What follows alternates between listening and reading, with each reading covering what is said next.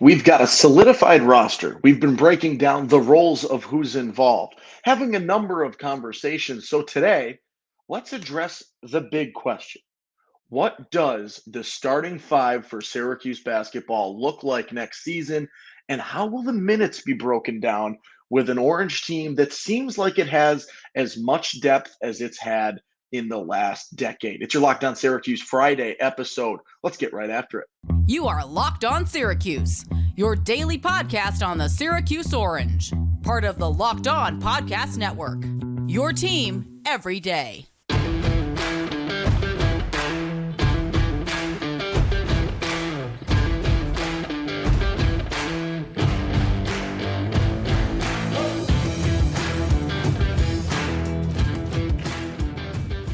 What's up? What's happening? Welcome into your Locked On Syracuse Friday episode. I'm Owen Valentine saying thank you so much for making Locked On Syracuse your first listen today and every day, free and available wherever you get podcasts and part of the Locked On Podcast Network. That's your team every day. We've got some fun stuff to talk about today. I love roster conversations. I love lineup conversations, and that's exactly what we are going to do today with regards to Syracuse basketball. We are going to take a look at who's there, right? We know the roster. It's pretty much solidified, barring some gigantic breaking news. We know the 13 scholarship guys. We know there are some big name players, some new names in the mix, and some guys that, in theory, are going to make big jumps from year one to year two. That's often talked about where you can have the biggest jump, and you often see the biggest jump in that exact time frame. And Syracuse has so many players that are making that year one to year two jump. Judah Mintz, J.J. Starling, Chance Westry, Quadir Copeland, Benny Williams, or not Benny. Benny's one of the only guys that isn't. Chris Bell, Malik Brown, Justin Taylor, Peter Carey, right? You've got 7 or 8 guys that are making that year one to year two jump. And that is going to create a lot of conversation. So I'm going to preface today's episode by saying there is a severely good chance that I am wrong making a prediction about a starting five that will not take the court for another 4 months. Doing the best I can with the information that we have now. And the more we hear about this team, the more we hear about the style of play under new head coach Adrian Autry, the more we hear about how these brand new players intertwine, right? You've got, in theory, 3 guys from the transfer portal that could breach the starting lineup. That is the type of transition and change that you will see amongst many other things, including, as we just mentioned, a brand new head coach, a new assistant coach, a new style of play, a new defense, a new tempo. So today I give my best prediction as to what that starting five looks like. And then a little bit later in the show, I'll hypothetically give some other possible lineups that I feel like could happen, or just some ones that I think would be fun to see on the court as well in certain scenarios where things might match up well. I'll give the nod to Neil Adler. He's got an article over at Inside the Loud House. Put that up, I believe, yesterday, talking about the same topic. So I think it sort of sparked me wanting to do this episode today. So shout out to Neil. Big fan of his stuff. I'm going to get him on soon. I'll say it now. I'm going to do it probably next week. We'll see what we can do for that. Talk a little bit of recruiting as the open communications with the 2025 started on Wednesday. Actually, yesterday, on Thursday. So we'll have a little chat. We'll continue that conversation next week, hopefully, if Neil's got some time. But shout out to him for the idea today. So let's break it down. And I'll be honest, if you read that article, you know what my starting five is, right? I think Neil knows. I know many people know that right now the most likely starting five does not have many hot takes. It's pretty much chalk. And I think you're probably making a very bold prediction to go out and say that you think the most likely starting five is something other than what we're about to go with. I think in terms of experience, I think in terms of splash, in terms of what we saw last season, that this would be the group that makes the most sense. There are a few locks in here. There are a few spots that I think are up for grabs, more than a few. And the locks, in my mind, might actually only be 1 or 2 spots.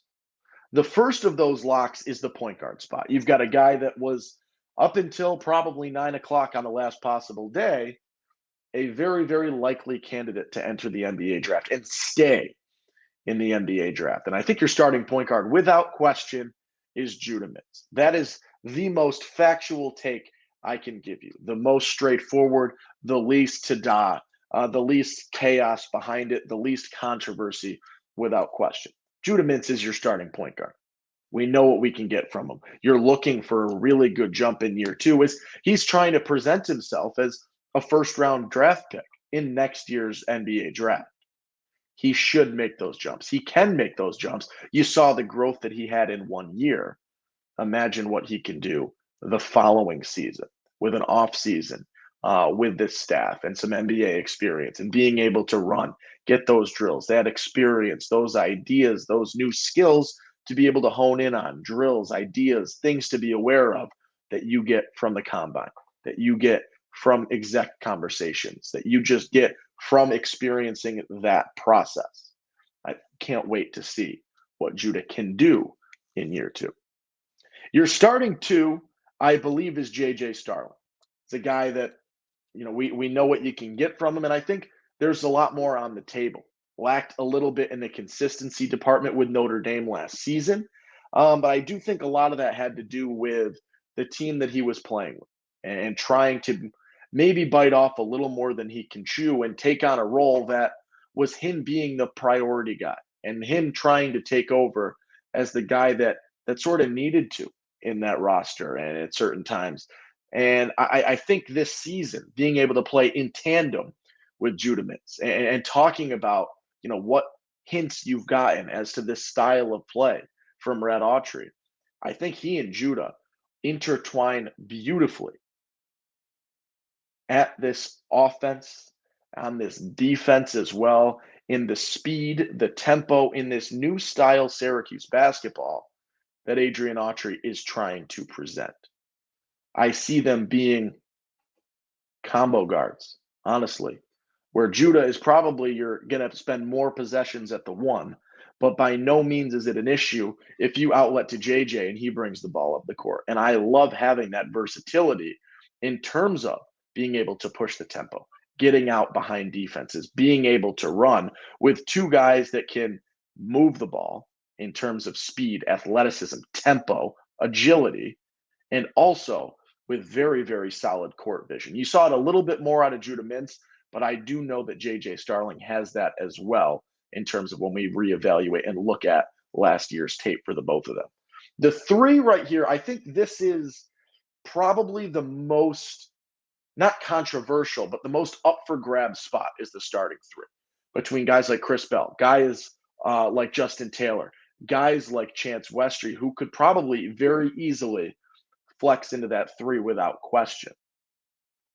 I'm going to give the nod to Chris Bell just because I think when you look at the guard duo of Judah and JJ, you're lacking a little bit in the three-point department, and that's where Chris Bell can excel.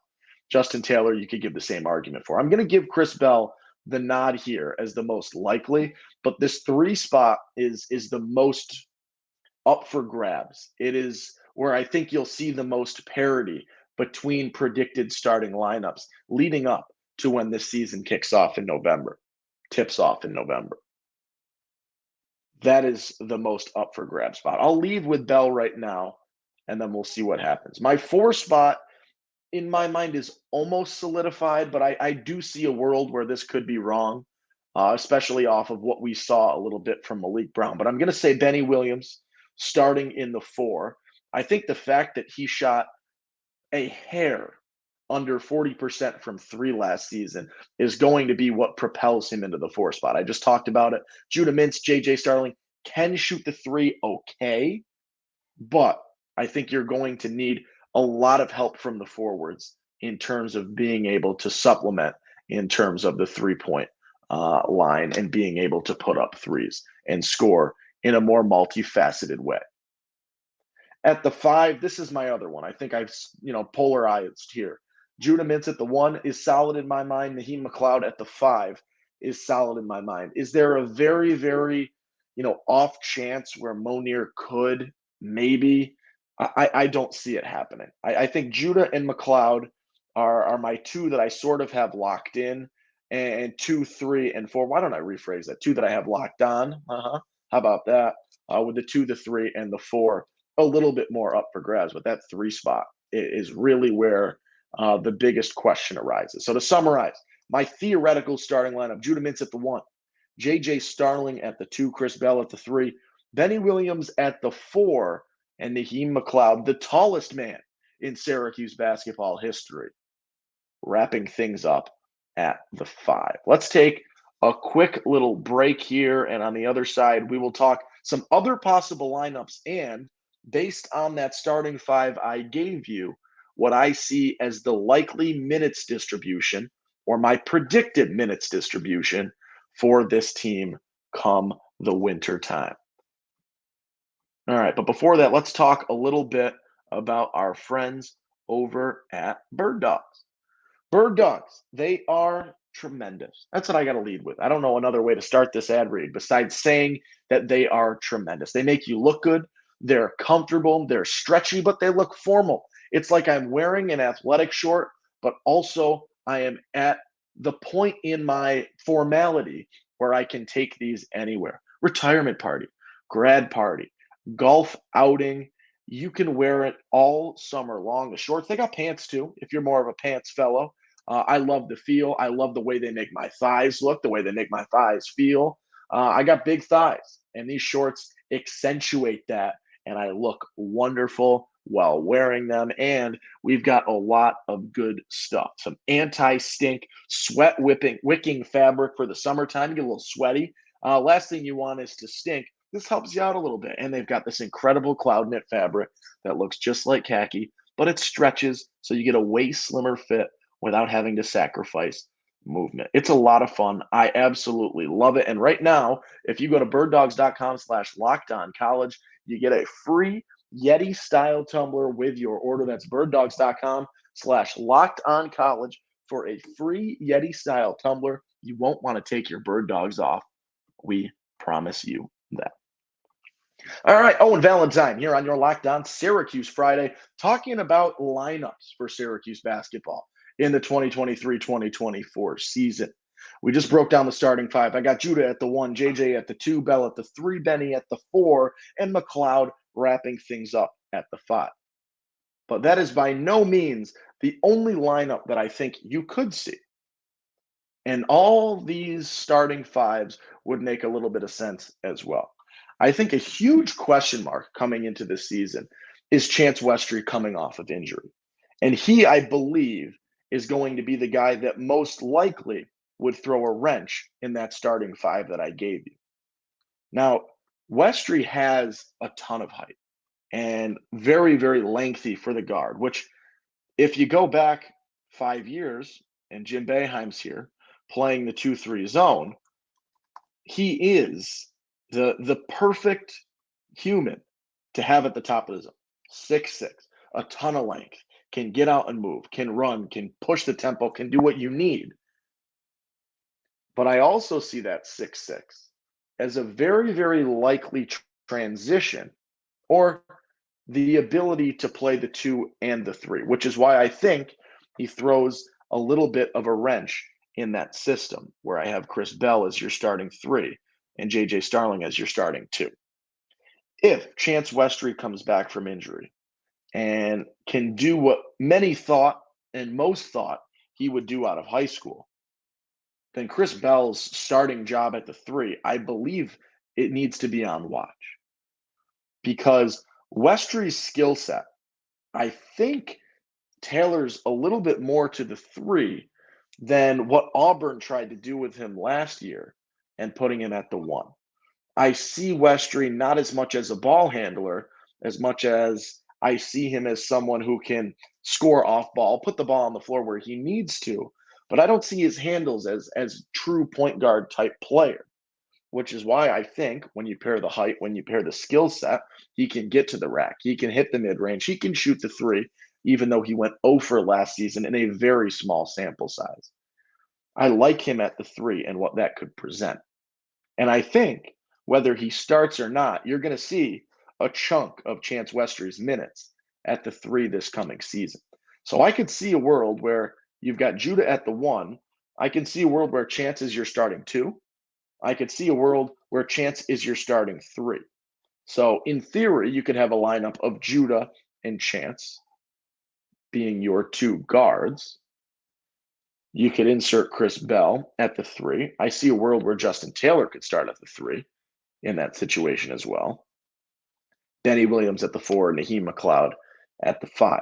I see a world where you could go 3 guard in Judah, JJ, and Chance starting with Benny and Naheem at the 4 and the 5. I could also see a world, based on what we saw last season, where Malik Brown starts and Benny Williams comes off the bench. The thing I love the most about this team right now is that depth, is that you're going to see a lot of players on this court. My assumption is you're going to see 9, maybe 10 guys that are going to see the floor night after night after night. And I can't wait for that. And I said this last year with regards to, should Joe start? Should Joe not start? Should Benny start? Should Benny not start?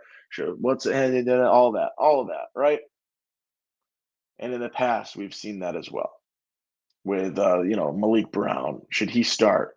Chris Bell. Why is Chris Bell still starting if he's not rebounding? Those conversations. I don't care who starts in reality. I care more about what we're going to wrap the show up with in a few minutes, and that is the minutes distribution. I care more about the minutes reflecting what they should be in terms of who's playing well, in terms of who can provide you what you need in certain situations. I don't care if you start Coleman for 35 seconds and put in Baikita the second the first ball goes out of bounds or the second the first whistle blows. Is it weird? Is it unnecessary? Yes, but as long as the minutes reflect what they need to reflect, who cares whose name is called? There's that take. But I want to take a look at what I think the minutes distribution should be next season based on the starting 5 that I gave you as the most likely and where I think the minutes fall from that point on. Now, before that, we do have something for you to talk about. We've got the Locked On NBA mock draft special. It's here and it's bigger than ever. So follow along the entire first round in a 6-episode ultimate mock draft experience only Locked On can deliver. All episodes are available now on Locked On NBA Big Board on YouTube or wherever you listen to podcasts. If you're looking for that draft fill, go ahead and check that out. But right now, to wrap up our Friday episode of Locked On Syracuse, we're taking a look at what I believe is the minutes distribution for next season. We'll start with the starting 5 that I gave you. I said Judah at the 1, JJ at the 2, Bell at the 3, Benny at the 4, Naheem McLeod at the 5. I see Judah Mintz, as I told you, as the Locked On starter. The least question in terms of what's happening. It's no, right? He's not coming back to not start. He's not coming back to not play. I see Judah Mintz playing 35 minutes a game. You got 200 total minutes to break down here. I should have led with that. 4 or 5 guys at 40 minutes gives you 200 minutes to work with. I see Judah getting 35 minutes a game. That could even be a little bit higher, but I don't think it needs to be higher. I like 35 as his number. Get a break or 2 here and there, certain situations, foul trouble, whatever it may be. Judah Mintz, I see at 35 minutes. JJ Starling at the 2, I see playing just about exactly the same number of minutes as he saw at Notre Dame last season. I think he plays 30 minutes a game, which gives you, and this is notable, 15 minutes of non-Judah and JJ time available for your guards to slot in. Now, the forwards and the centers, I see a lot more parity. I see Chris Bell doing very similar numbers to what he did last season at the 3, in that it's 20 minutes a game, where some days it's more, some days it's less, but about 20 minutes a game on average. And I think that goes with the type of depth that you have at the forward and the type of splash power that you have on that bench and in your reserves. I see Bell as 20 minutes a game. Benny Williams, because of what I think he can do and what I hope he can do, and what with maybe the elephant out of the the elephant in the room addressed, or the weight off his shoulders without Boeheim's pressure, as many people theorize that could be. I don't know if that's the case. I don't want to say that's the case, but I think Benny Williams presents a ton in terms of ability. And you saw it down the stretch last season where he was playing with that confidence that if you go back to his hoop mixtapes from high school, his highlights from high school, he played with so consistently that swagger, that I got this, that I am that guy type attitude. I'm not going to miss. I'm going to beat you. You started to see that creep through finally at the end of year 2. And I hope that parlays into this season. And I think it will. I give Benny Williams 25 minutes a game. Now, I'm going to give you the Naheem McLeod minutes, and then we'll start in terms of reserve minutes with the centers. I see the center position for Syracuse right now being sort of similar to what you saw Jesse Edwards' freshman year, which was that 2019-2020 season, where you've got a guy in Barama Sidibe who's going to play 20, 25 minutes a game. I think that is McLeod in this situation. You've got freshman Jesse that season, who played about 7 minutes a game. I think that's Monir Hema in this fit. And then you've got a guy back in 2019-2020, you've got a guy in Marek Dolezaj that is filling the rest of the time at the 5, can slot over there, is going to play the 4 most of the time, but can slot into the 5. And I think that is Malik Brown. And so that's sort of how I see your minutes at the 5 broken up. I see Naheem McLeod getting 25 minutes a game. I see Monir Hema getting 8 minutes a game. I see Malik Brown getting 17 minutes a game. Some of those being at the 5. I would say the majority of those being at the 4. Probably 10 minutes at the 4, 7 minutes at the 5. Something like that, where the situation's right. Some games you'll see him play a ton more at the 5 against some smaller teams, right? There are a number of smaller squads in the ACC that you saw last season. Maybe that's a Malik Brown day where he's going to play a lot at the 5. And McLeod and Hema, not as much. There are teams with huge bigs. You looked at last year with Duke and 2 7-footers on the floor for more than 50% of the minutes.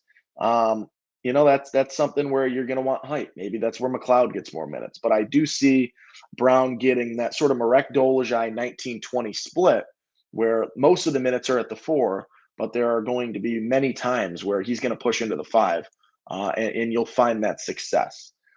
So there's Brown's minutes off the bench. There's Hema's minutes off the bench. I see Chance Westry and Justin Taylor as guys that can sub in at both the 2 and the 3, and I think they're both going to get their chance, no pun intended here. I see Westry getting about 20 minutes a game. That could literally be anywhere from the 1 to the 3. I hope it's more 2 and 3 for him. I see Justin Taylor getting 15 minutes a game. That's the same minute split that he and Bell had last season. Bell with about 20 minutes, Taylor with about 15. I see Chance getting about 20, and I see Quadir Copeland getting about 5 minutes per game. I think he sneaks in. I think there's going to be situations where you want him. I think he presents a nice versatility to what you can do with his style of play. A little bit more free, I would say, a little bit more. I'm just going to let things flow and do what I want to do and see where, what we can do in terms of fun passes and vision and all of that. I like what Quadir can do as a spark in this situation. And so, as to recap, right, that's 10 players that I think are going to average 5 or more minutes. That's 10 players that I think you're going to see most, if not every night. The one question mark, the biggest question mark, is going to be Quadir Copeland in his minutes. I'm sure there will be games where he doesn't get used at all. But I think more games than not, you're going to see Copeland in there in some capacity, whether it's to give a breather, whether it's to just mix things up a little bit, whether it's, for 2 minutes before the half to keep Judah, JJ, Chance, whoever it is, out of foul trouble. I do see the role for Copeland this season. In terms of the scholarship players, I don't really see Kyle Cuff getting minutes this season. I don't know all too much. There's too many question marks about him for me to think that he gets minutes this year. If he does, that's possible, right? He's coming back from 2 years of injury. Some people come back really good, really well, really effectively. Could be him. I don't think that's the most likely thing. And then Peter Carey, William Patterson, I don't necessarily see getting minutes. I would not be shocked to see Peter Carey transfer after this season. I would not be shocked to see William Patterson redshirt this season. I think both of those decisions make a lot of sense. But your 200 minutes, your starters, I see getting 135 minutes. Your bench, I see getting the remaining 65 minutes, mainly led by Chance Westry, Justin Taylor, and Malik Brown, with some sparse showings from Quadir Copeland and Monir Hema when needed and when the situation is right. This is not a conversation for just me to have. If you disagree with me, throw it in the comments on YouTube. Tweet at me at LO_Syracuse over on Twitter to join that conversation. Do you think the starting lineup is right? Did I completely miss the possibility of another starting line?